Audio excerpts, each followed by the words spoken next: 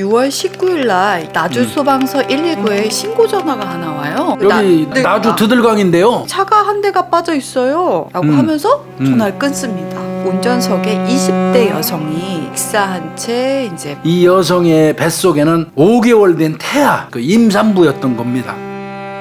확인을 해봤더니 남편이 있는데요. 아내가 운전 연습을 하러 나갔다가 그 다음부터 소식이 끊겼다. 그래서 가출 신고했다? 네. 경찰이 좀 이상했겠죠 이거. 근데 아내가 사망하기 전에 방해보험, 운전자보험, 자동차보험 또 세 곳에다가 들어있었다고. 근데 이게 전부 합치면 4억 4천만 원. 그렇다면 타살이라고 한다면 타살을 증명해야 되는데 그 명확한 증거는 하나도 없습니다. 결국은 4년이 흘렀어요. 4년이 흐른 다음에 조폭 수사했어요. 조사를 하면서 넘기다 보니까 낯익은 이름이 하나 나와. 아, 이 사건의 반전이 여기서 나오는 거예요.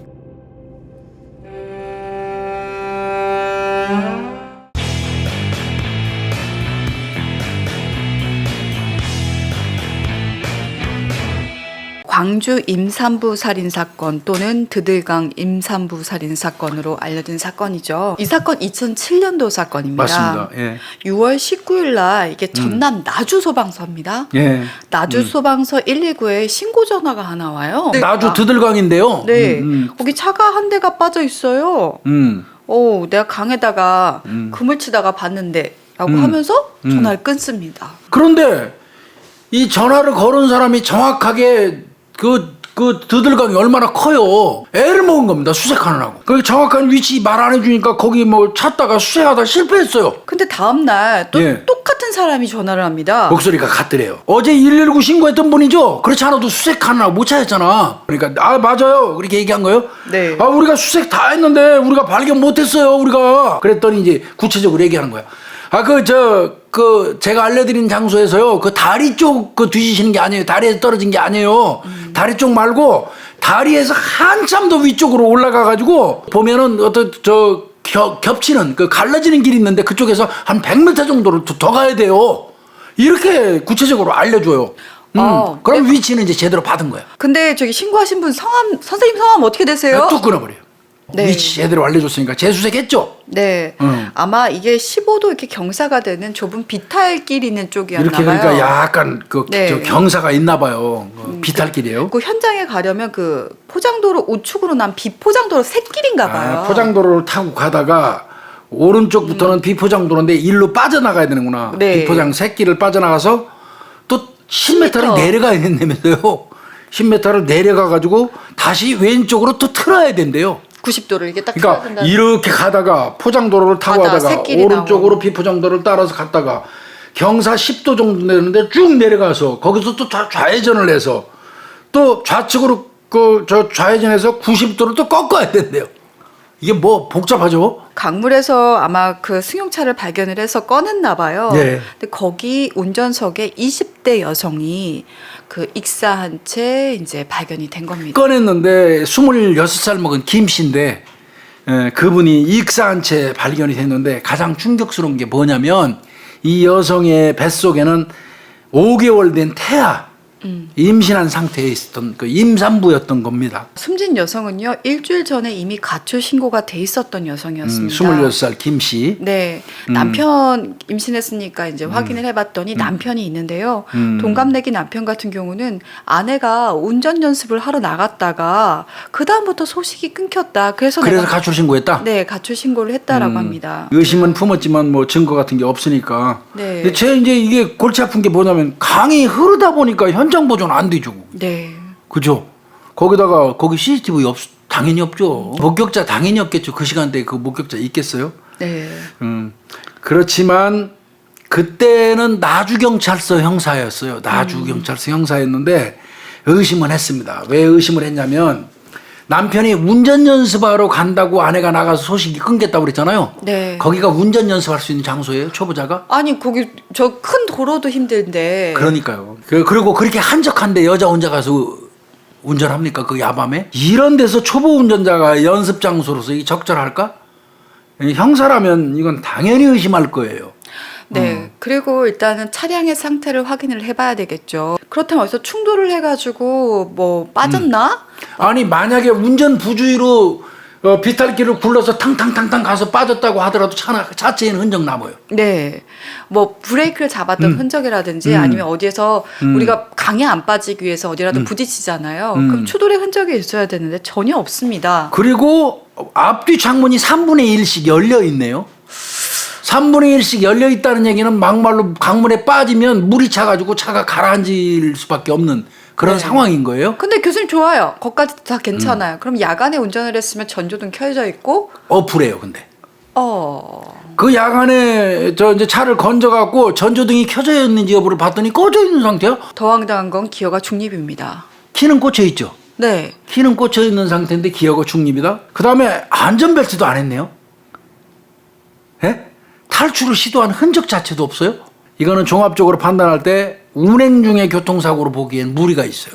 근데 이게 그렇다면 타살이라고 한다면 타살을 증명해야 되는데 그게 문제인 거예요. 그게. 이게 또 명확한 증거는 하나도 없습니다. 근데 정확한 증거가 있어야지 이거 하는데 그 당시에 어쩔 수 없어가지고 일단 교통사고 변사 처리 한번 해더라고요. 형사 입장에서는 아마 이 담당 형사 마음속에 늘 찜찜했을 거예요. 근데 그렇다고 해도 또 이게 누구에 의해서 타살됐다는 어떤 그 단정할 수도 없고. 그 남편은요 사건이 이제 종결되자마자 네. 아마 그 그러니까 보험을 들어놨는데 아내가 사망하기 전에 네 벌써 세 곳에다가 들어 있었다고 하더라고요. 네, 상해보험, 운전자보험, 자동차보험. 근데 이게 전부 합치면 아내가 사고로 죽고 나서 받을 수 있는 금액이 총 4억 4천만 원이에요. 또 보험 수익자 같은 경우 또 남편인 건 당연한 거잖아요. 당연히. 근데 저희가 늘 말씀드리지만 보험은 신청하는 순간 그 기수예요. 근데 이제 보험사에서 딱 보니까 이거 의심스러운 거예요. 보험사들이 더 꼼꼼하거든요. 지들 돈 나가기 때문에. 보험사 두 곳에서 네. 이거 보험범죄 의혹이 있다. 그러니까 네. 보험사에서도 당연히 보험범죄 의혹이 있다 그러면서 경찰에다 수사 의뢰를 내요. 근데 여기서는 좀 의심이 되는 게 뭐가 있었냐면 남편이 조폭인데다가 그 보험 사기 전과가 있습니다. 이 남편이 돈이 필요한 이유를 한번 찾아본 것 같아요. 사고가 일어나기 전에 사채 써갖고 아주 거액의 빚을 지고 있는 상태에서 빚쟁이들한테 쫓기고 있었대요. 이 사람이 휴대폰 내리자마자 말아먹었대요. 남편이. 그래서 그런 사람인데 4억 4천 받을 수 있게끔 감당하기가 어려운 매달 불입하기가 어려운 보험료를 냈다는 거예요. 거기에다가 보험사가 가장 의심한 거 나오죠. 네. 특약입니다. 특약. 그 아내 이름으로 든 1억짜리 자동차 보험의 한도를 1억짜리였잖아요. 네, 그걸 2억으로 높였네요. 네, 2억. 따블이네. 그리고 본인도 운전자 보험 같은 경우도 본인이 사망하면은 2억이 나오도록 특약을 또 설정을 해놨대요. 그러니까 아내가 운전을 하게 되면 2억이 되는 거죠. 그렇죠. 운전하다 사고를 내면. 더욱이 그때 이거 한번 다룬 적이 했습니다. 있었죠. 네. 휴일에 사망하면 1억 추가되는 특약. 근데 아내가 사망한 날짜는 6월 6일이잖아요.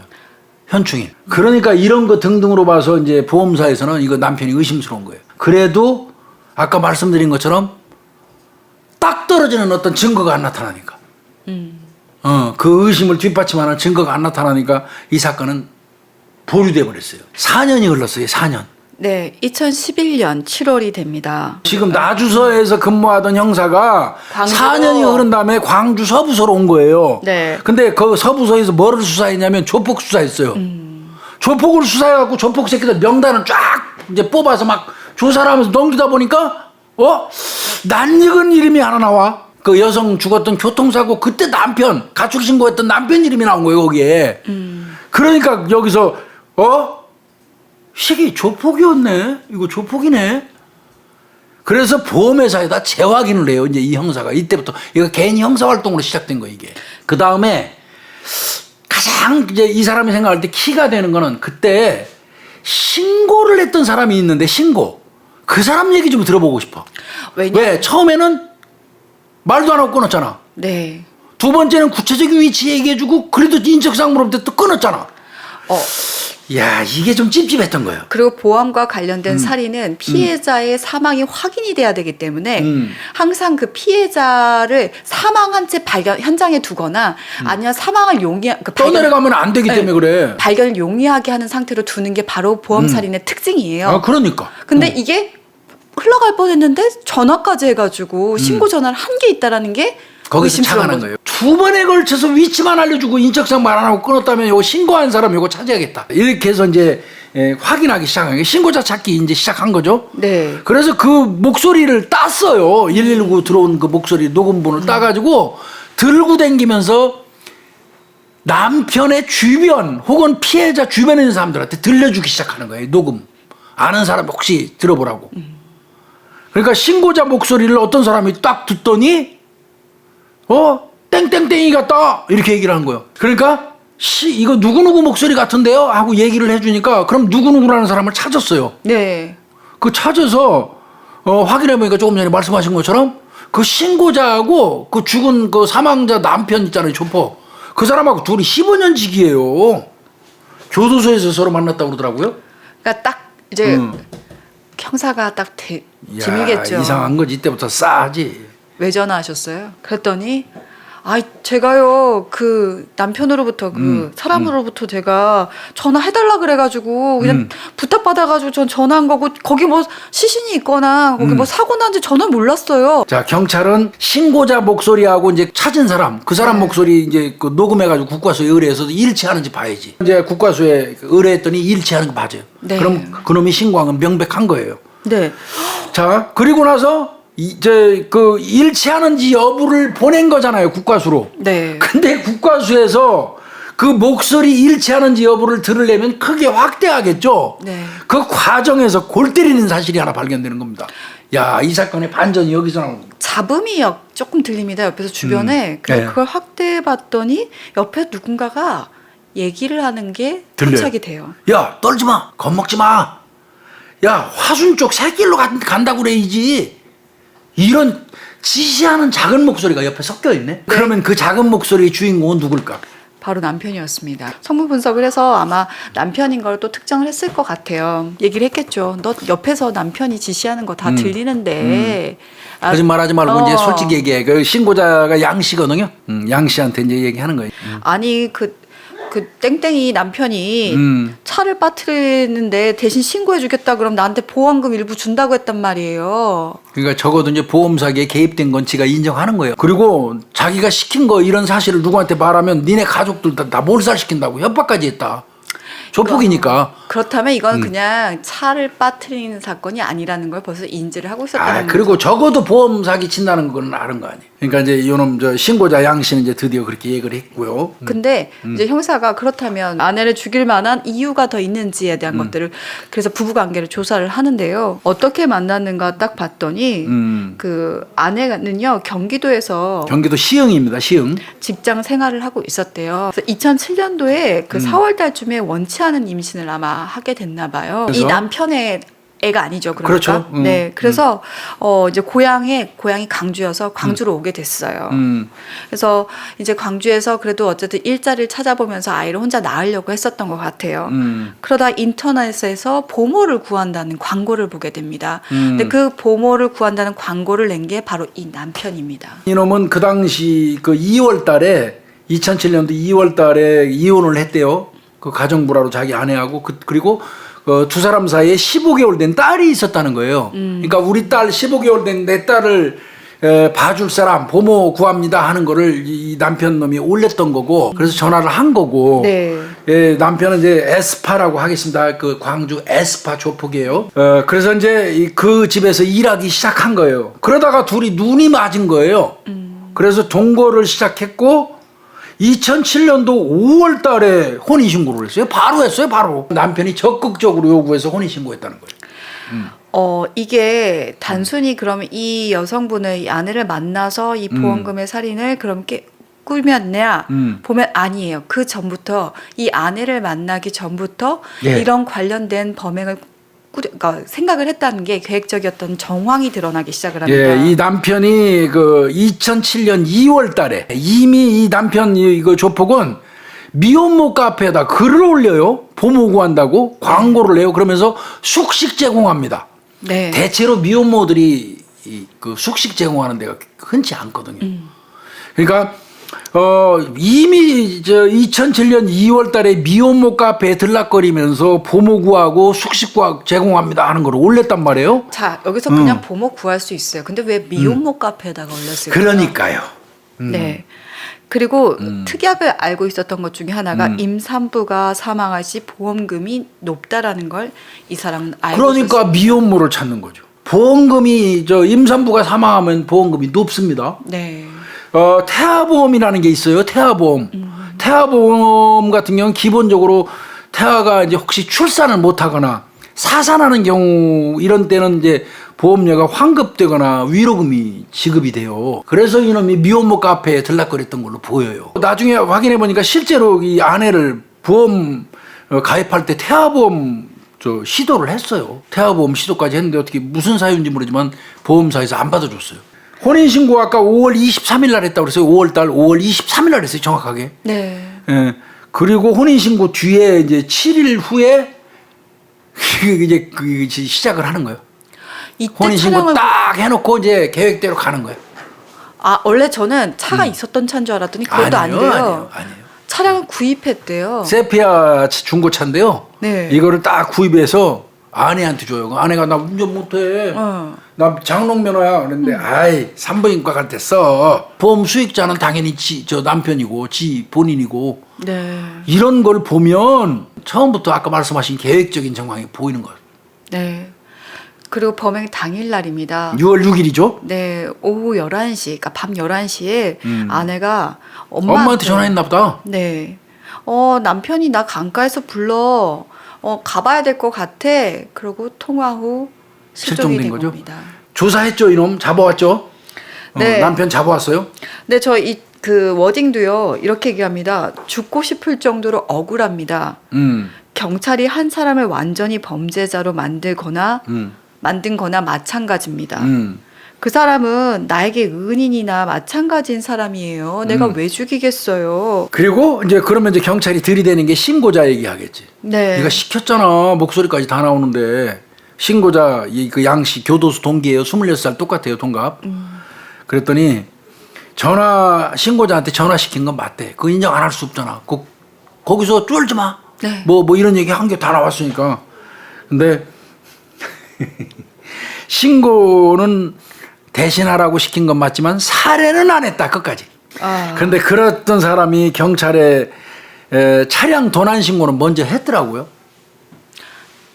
그러면 가출 신고 전에 차량 도난 신고는 먼저 했어요. 그리고 4일 뒤에 가출 신고했어요. 그러니까 차량 도난 신고 먼저 하고 4일 뒤에 아내 가출 신고한 거예요. 그리고 그러면서 변명한 게 하나 더 있어요. 내가요 아내 찾으려고 양씨 그 신고한 사람 이 사람하고 내가 그 무렵에 강 주변에서 얼마나 헤매고 댕긴지 아세요? 이렇게 얘기를 했어요. 집단에는. 그럼 경찰이 그 얘기 듣고 가만히 있나요? 바로 또 신고자 양씨 불러다 물어보죠. 그날 진짜 실제로 6월 6일 날 그 아내 빠졌다는 당신 남편하고 같이 찾으러 댕겼어. 그랬더니 그 사람이 이제 이때부터는 자기가 살아야 되니까 네. 뭔 소리 하는 거예요? 전혀 그런 사실 없어요. 전혀 차 찾으러 친구랑 댕긴 적 없어요. 근데 교수님 일단은 탈출하려는 흔적이 없었다라고 하잖아요. 그렇죠. 그렇다면 어쨌든 둔기로 때려서 기절을 먼저 시킨 것 같습니다. 이거 재판 회부됐었죠? 네.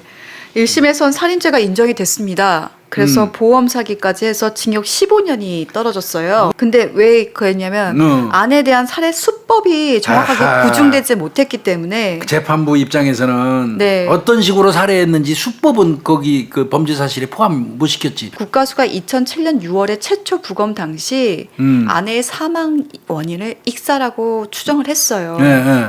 그리고 그 운전 미숙으로 인한 사고에서 나타나는 그 반사 작용에 따른 신체 손상을 발견하지 못했다라고 이런 식으로 그러니까 어떤 써놓은 거죠. 이거는 저 범죄가 인정된다는 뜻이에요. 무슨 소리냐면 물에 빠져서 죽은 직접 사인은 익사는 맞는데 운전 미숙으로 만약에 강에 빠지게 된다면 피하려고 하는 어떤 그 조건 반사 작용을 하는 과정에서 손이 다치거나 부딪히거나 한 그런 흔적들이 나와야 되는데 네네네. 그런 손상이 없다. 이거는 이제 범인한테 불리한 얘기예요. 그런데 다만 머리 우측에 있는 두피 손상을 사후 손상으로 추정을 하는데 사후로 보인다. 죽고 난 이후로 보이는데 사고로는 부자연스러웠다.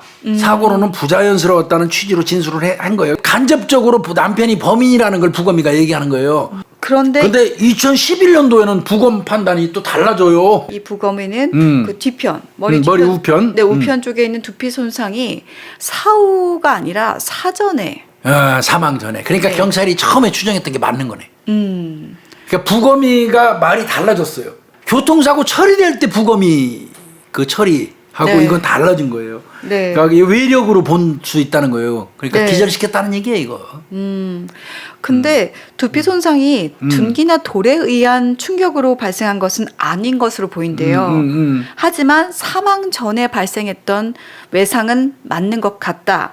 즉 말하면 정황상 타사를 의심할 수 있다. 이렇게 본 거예요. 그래서 이제 2심 재판부가 광주고법인데요. 네. 사인은 익사로 추정된다. 네.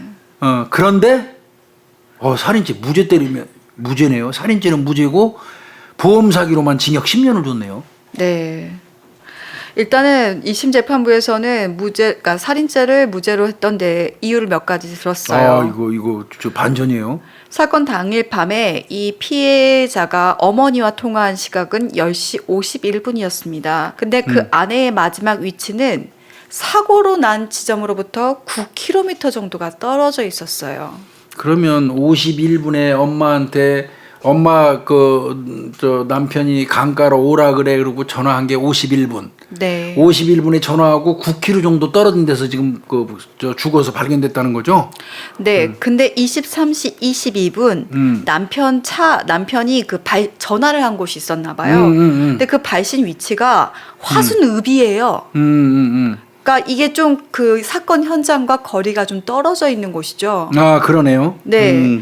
그래서 이제 남편 같은 경우는 그렇다면 31분 동안 아내를 유인해서 차를 빠뜨리고 다른 곳으로 이동해야 되는데 이건 사실상 불가능하다라고 판단이 됩니다. 거리가 좀 있으니까 네. 아내가 밤 10시 51분에 엄마하고 통화한 걸 근거로 해서 9km 정도 되는 지점.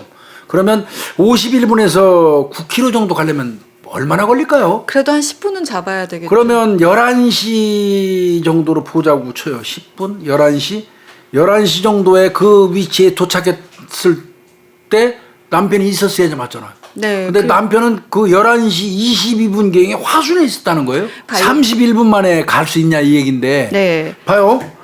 아내가 22시 51분경에 사건 현장 9km 전에서 네. 전화했죠, 엄마한테. 네. 그리고 9km로 가면 한 10분 걸린다 칩시다. 네. 그러면 23시경이 되잖아요. 네. 그럼 23시경이 되면 그때부터 남편이 아내를 죽여서 다 처리하고 차를 타고 날아가고 화순에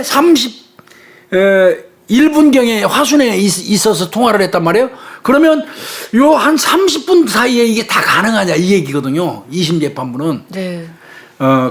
그래서 이거는 사실상 뭐 현장 검증까지 해봐도 이거 불가능하다 이렇게 판단을 해서 범죄의 증명이 없는 때다 해가지고 살인죄는 무죄, 보험사기하고 보험사기 미수죄는 유죄.